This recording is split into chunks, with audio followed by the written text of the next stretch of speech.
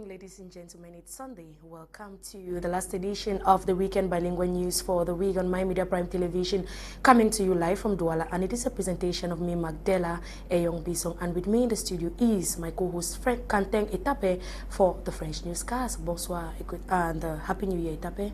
Merci, bonsoir Magdella et bonsoir à nos millions de téléspectateurs qui sont à présent scotchés pour suivre le journal bilingue de ce dimanche 8 janvier 2023, la dernière édition de cette semaine. On commence avec toi Magdella en anglais. An elite of Mbere division of the Adamawa region on Saturday, January 7, 2023, donated gifts comprising of food and non-food items to inmates of the Menganga prison during a ceremony presided at by the representative of the Senior Divisional Officer of Mbere Division, Wongolo Bernard Lionel. Eileen Sama reports. Mr. Abba Haruna, who hails from the Mbere division in Cameroon's Adamawa region, celebrated the new year in a very special way with prisoners of the Meganga prison, putting a huge smile on their faces as he brought gifts comprising of rice, salt, maize, groundnut oil, savon, detergents, canned and bottled drinks, medical products, cows, among others. At the handing over ceremony of the gifts at the esplanade of the Meganga prison, the gesture was immensely saluted by the representative of the Senior Divisional Officer of the Mbere, Wongolo Bernard Lionel, as well as the prison administrator of the Meganga Principal Prison, Takwa Ngwa for Chwang. This is a wonderful day for us. I will want to send forward my sincere gratitude to the donor, Mr. Abba Haruna, for this wonderful gesture that he has offered to the inmates of the Menganga Principal Prison. This will go a long way to reinforce the tireless efforts of the government. And I hereby reassure the donor that this gift that he has given to us will definitely reach the beneficiary. The benefactor, Abba Haruna, highlighted the raison d'etre of the gesture. We are here after Happy New Year and all other feats here in the country. You know, some of you are very well done, very past this feast, but others, like the detained, the prisoners, think that they are not, you know, the prisoner, you can say that the prisoner is somebody who has not freedom.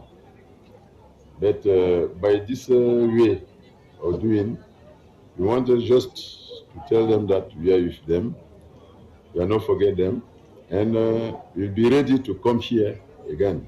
The beneficiaries could not hide their gratitude to Abba Haruna. We have indeed been spoiled by the gifts from Mr. Abba Haruna. The event ended with a call from Mr. Abba Haruna to all to emulate the gesture and always donate to prisoners. 4 persons are currently in custody for masterminding the killing of a renowned businessman in the Garoua, capital city of Cameroon's North region. Let's get details in the following report compiled for us by Nube Naivona. The victim, whose name we got as Mamoudou Polo, was a renowned businessman in Garoua, capital city of the northern region of Cameroon. Reports suggest he went missing last December 2022 and his whereabouts quite unknown to locals of his area. It was, however, unfortunate that he was found void of life, with his body marked by large cuts due to many stab wounds and thrown into the bush. The sad incident left denizens of the area in complete shock and consternation and wondering the cause of his murder. That notwithstanding, investigations by members of the gendarmerie unit resulted in the arrest and detention of some 4 young men accused of being the perpetrators of this gruesome act. Amongst those arrested were colleagues of the deceased businessman. This has left many calling on the population to be vigilant in order not to fall victim of similar circumstances. C'est un geste de coup de cœur, la remise des dons en denrées alimentaires aux pensionnaires de la prison de Menganga a eu lieu samedi dernier dans la région de la Damawa. Une cérémonie à lui consacrée était présidée par M. Abba Haruna, une élite du département du Mbéré. Les bénéficiaires ont exprimé leur joie. Belmont Zewa raconte. Nous sommes vraiment gâtés par ce don offert par M. Abba Haruna. Ainsi s'est exclamé un détenu pour apprécier le don offert par Abba Haruna lors de la cérémonie de réception de cet important stock de vivres et non-vivres constitués de sacs de riz, de sel, de maïs, d'arachide, d'huile végétale, de patates, de boissons gazeuses, de savon, des produits médicaux, des bœufs et bien d'autres à l'esplanade de la prison de Menganga. Cérémonie au cours de laquelle le régisseur qui a reçu la délégation a exprimé toute sa satisfaction pour l'appui accordé à tous les détenus. On voudrait aussi adresser nos sincères gratitudes auprès des donateurs qui viennent nous offrir ces dons à la prison principale de Menganga. On était ici pour rassurer les donateurs que ces dons pourront arriver aux bénéficiaires. Le deuxième adjoint préfectoral, Wongolo Bernard Lionel, représentant du préfet du Mbéré à cette manifestation, a tout d'abord salué l'action du bienfaiteur avant d'exhorter les autres élites à lui emboîter le pas. Prenons l'occasion non seulement de féliciter M. Abba Haruna qui a bien voulu apporter ces dons aux populations vulnérables de la prison principale de Menganga. Mais également, nous portons sur l'occasion pour appeler les uns et aux autres, parce qu'on l'a si bien dit, une seule main ne pas attacher un fardeau de poids.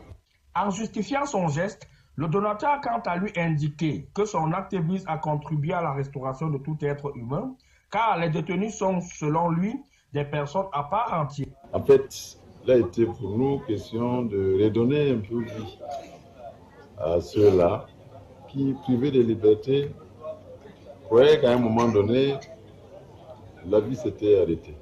Mais non, ils doivent savoir que, comme le chef de l'État l'a souvent dit, la solidarité doit être agissante dans ce pays. Nous ne devrons pas attendre l'occasion des catastrophes naturelles pour intervenir.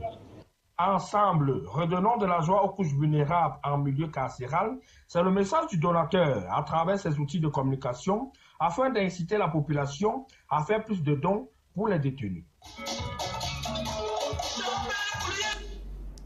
L'union faisant la force face aux multiples conjonctures, les PME se décident de se mettre ensemble pour regarder désormais dans la même direction et poursuivre les mêmes objectifs. C'est d'ailleurs ce que prône l'initiative de l'honorable Ngakunda, que les petites et moyennes entreprises se mettent ensemble pour poursuivre le développement du Cameroun en termes de la consommation locale et promouvoir la décentralisation. Marie-Rosine raconte dans cet élément. L'entreprise est le maillon qui doit apporter la réalité à la décentralisation dans la mesure où c'est à travers elle que les valeurs, les richesses et les emplois sont créés. Bâtir une nation n'est pas que l'apanage de l'État, mais une mutualisation d'efforts de chaque citoyen. Lorsque le président de la République dit que les territoires sont des lieux de la croissance économique de notre pays, il est important que ceux qui ont la charge de la création de valeur se saisissent de cette importante orientation pour lui donner corps. C'est l'essence même du groupement entreprises et territoires qui discutera avec les collectivités territoriales décentralisées et donnera du sens à la création de valeur, de richesse et d'emplois au sein des territoires. En effet, la décentralisation trouve son accélération lorsque les citoyens sont autonomes économiquement afin qu'ils prennent librement des décisions en anticipant les choses pour faire valoir leurs envies et leurs opinions lors des débats sur la participation citoyenne. Notons que la particularité de ce groupement d'entreprises et territoires se situe au niveau de la promotion de l'unité nationale. Vous avez vu que le bureau est constitué. Il y a les gens de l'Ouest, il y a les gens du Centre, il y a les gens du Sud. Et on a des projets pour aller dans les autres régions pour essayer d'inciter nos autres frères qui sont dans l'entrepreneuriat à rentrer dans le groupe. En ces temps où le Cameroun est en quête de la paix, de telles initiatives sont louables. L'autoroute Lolabé-Kribi est désormais opérationnelle, un projet connexe du port autonome de Kribi. Grâce à cette infrastructure routière, la circulation est plus que jamais fluide dans cette partie du pays. Malheureusement, cette autoroute ne dispose pas d'aire de repos. Suivons à présent les riverains qui ont bénéficié de cette infrastructure routière dans cet élément sélectionné par la rédaction. Bon, avec l'arrivée de l'autoroute, la circulation désormais est beaucoup plus fluide. À en croire les témoignages des différents transporteurs qui circulent sur cette route, par le passé, la circulation était difficile parce qu'il fallait passer par le centre-ville. Aujourd'hui, on a la bretelle de l'autoroute qui va directement au port et ça fait que la circulation est plus fluide. Pour ceux qui ont l'habitude de circuler sur cet axe-là, ils disent qu'avant, ils pouvaient faire 1 heure de temps pour rallier le port de Kribi à partir de l'entrée, bien sûr. Aujourd'hui, ce n'est plus le cas parce qu'en une trentaine de minutes, vous êtes facilement au port puisqu'il y a une fluidité de circulation sur l'autoroute, donc c'est déjà une embellie. Le changement, c'est qu'il y a le développement. On dit qu'après la route vient le développement. C'est ce développement-là que nous sommes vraiment en train de voir, mais on ne fait pas ça. Ça, autrement, nous sommes torturés sur ce développement qu'on attendait, ce n'est pas ça. Et le deuxième problème, c'est que nous qui sommes autochtones, nos terrains qu'on a pris, on attend nos pays. Dans la tombe, finalement, on ne comprend pas le Cameroun. Où on va en avant, où on rentre en arrière. Donc, c'est les difficultés de la route. Les gens qui ont fait la route n'ont pas prévu les ailes de repos. Là, un camion chauffeur peut garer et faire pipi et redébarrer. Il faut qu'il gare en pleine route. Et c'est les difficultés que je constate en route tout le moment quand les chauffeurs camions. Data from the World Health Organization states that vaccines against the human papillomavirus can be used to prevent the risk of cervical cancer, which is the second leading cause of cancer-related deaths in women worldwide. Bukengo Nkemia Worthy has details for us in the following report. Cervical cancer takes the life of more than 300,000 women yearly, including girls under the age of 15. New data from the World Health Organization states the disease can be prevented and cured through the human papillomavirus vaccines. Cervical cancer is preventable, yet it accounts for 16.5% of all new cases of cancers in women. It is the second most common cause of deaths from cancers. HPV vaccination and screening and treating precancerous lesions can prevent most cervical cancer cases. When diagnosed early and managed effectively, treatment of cervical cancer is highly successful. Born by the sexually transmitted human papillomavirus, through this vaccine, the World Health Organization estimates to eradicate cervical cancer by 2030 if 90% of girls under the age of 15 get vaccinated, thereby achieving the 3.4 Sustainable Development Goal. By 2030, 90% of girls are fully vaccinated with the HPV vaccine by the age of 15. 70% of women have been screened using a high-performance test by the age of 35 and again by the age of 45. 90% of women identified with cervical disease are treated. Achieving these targets will save lives and contribute to the Sustainable Development Goal 3.4 on reducing premature deaths from non-communicable diseases by 1/3.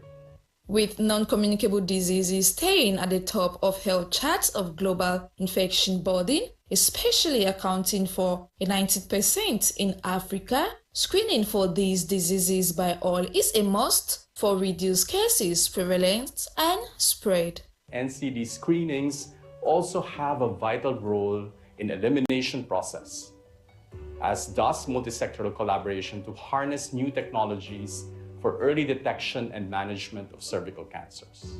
No one must be left behind. We have the tools. All of us must regard each day as a day of action, to accelerate progress towards achieving cervical cancer elimination. Though cancer is a life-threatening health condition, early diagnosis through screening and vaccination of young girls below 15 as well as adults will help reduce prevalence and save lives.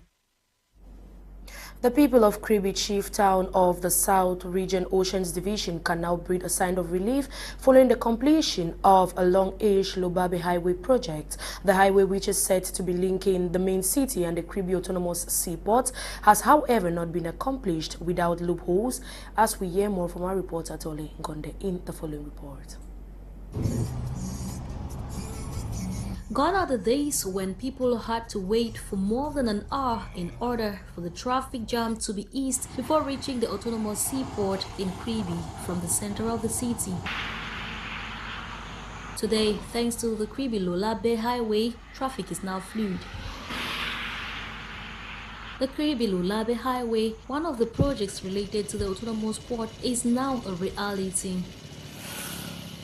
This road today, which serves the autonomous port of Kribi, has been termed a blessing by its users.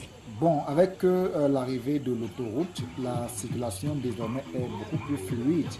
À en croire les témoignages des différents transporteurs qui circulent sur cette route, par le passé, la circulation était difficile. The highway not only benefits vehicle drivers, but also to local residents, because it is often said that where a road passes, development follows, but in this case, with complaints.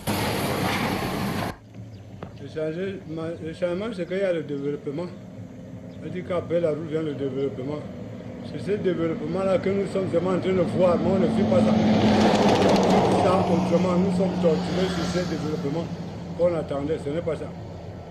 Et le deuxième problème, c'est que nous qui sommes autochtones, nos terrains qu'on a pris, on attend nous payer quand.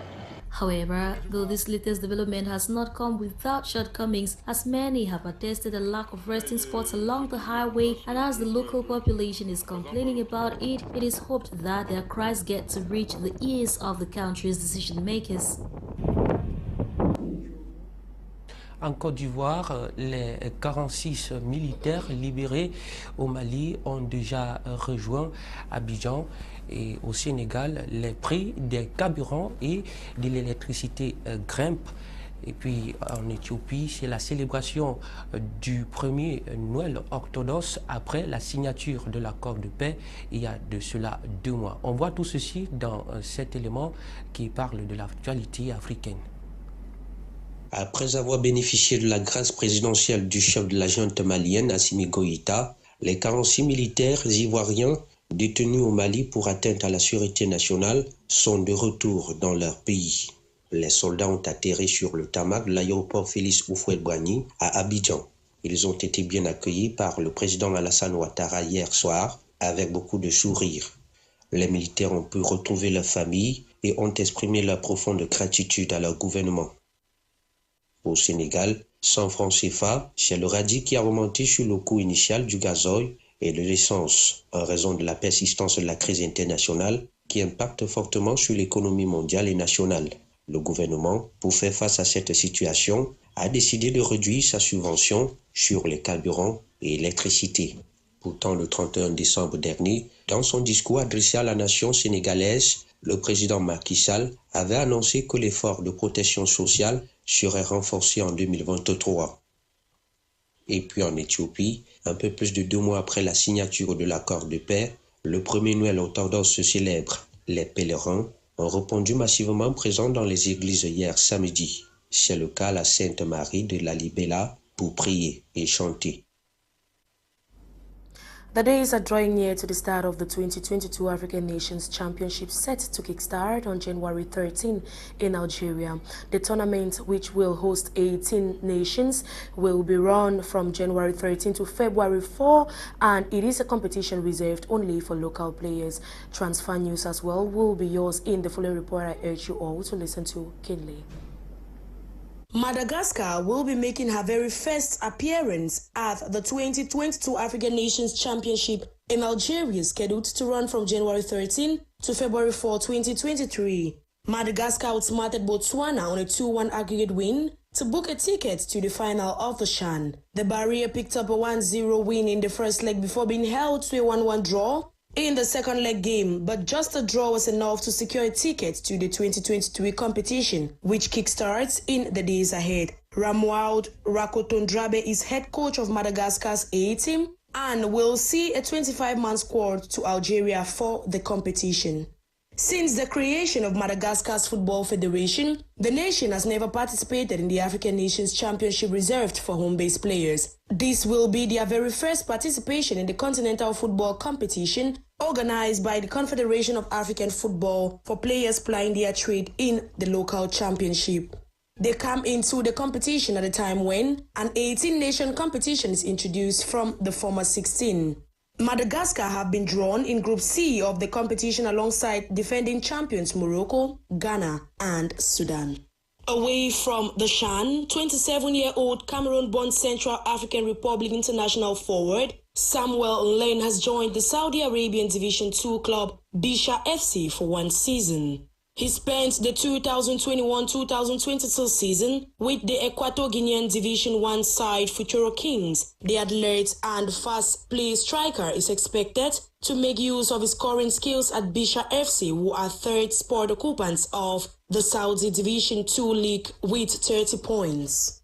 He represented the Cameroon national team in 5 friendlies in 2016. In 2020, he switched to represent the Central African Republic national team, having gained citizenship. In the meantime, Cameroon international Pierre Koundé Malong has completed his return to the German's Bundesliga, where he will spend the rest of the season with Bochum on loan from Olympiacos. The Bundesliga side confirmed the deal on Friday as the midfielder was unveiled. Koundé Malong will be with the Blues and Whites till June 30, 2023. Bochum has an option to buy the 27-year-old midfielder permanently should his loan spell go as planned. Pierre Koundé Malong already played for Mainz 05 in the German top flight from 2018 to 2021, scoring 4 goals in 68 games. He won the Greek championship with Olympiacos in 2022. Former Cameroon international Mbami Modest, who played for multiple clubs across the world, has died at 40. The indomitable lion, who was part of the Cameroon generation of the early 2000s, is reported to have died due to a cardiac arrest. Coming through from Dynamo of Douala, representing Paris Saint-Germain, where he won 2 French Cup titles in 2004 and in 2006, his career also took him to Spain, China, Saudi Arabia, and Colombia.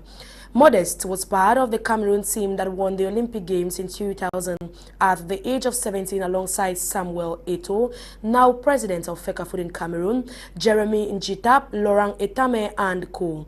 In all, he made 38 appearances for Cameroon and scored 5 goals. May his soul rest in peace. That was it for today's edition of Bilingual News on My Media Prime Television. Ladies and gentlemen, this crowns the week's edition of the news, presented by me, Magdella Eyong Bison, coordinated by Editor-in-Chief Faith Tata, and it was a production of Christain Tebong. Have a good night. Good evening once more, Etape. Bonsoir une fois de plus, Magdella, et merci à nos téléspectateurs de nous avoir suivis. Un journal à retrouver dans tous nos réseaux sociaux, et puis portez-vous bien d'ici à là.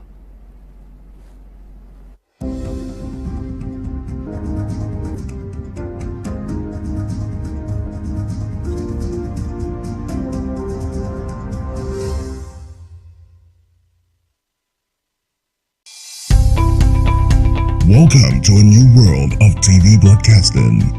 My Media Prime. News, discovery, culture, sports, entertainment, a BT Media